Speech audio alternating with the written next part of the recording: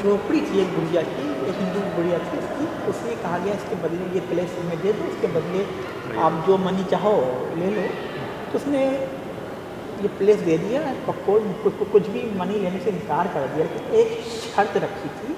वो ये शर्त थी कि जो मुहर्रम की जो 10 तारीख को जो बड़ा बड़ा ताज़िया निकाला जाता है, उससे एक दिन पहले उसके नाम का ताज़िया रखा जाएगा, उसके नाम की जिसकी तरफ से। उसके बाद की एक परंपरा है कि बड़े ताज़िए जो 10 तारीख को निकालते हैं, उससे एक दिन पहले इसके नाम का ताज़िया भी रखा जाता है।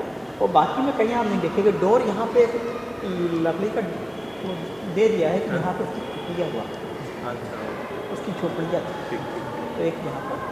बाकी कहीं आप इस तरह पर डोर नहीं देखेंगे, ये खासतौर से इसीलिए रखा गया है कि यहाँ पर उसकी झोपड़ी थी।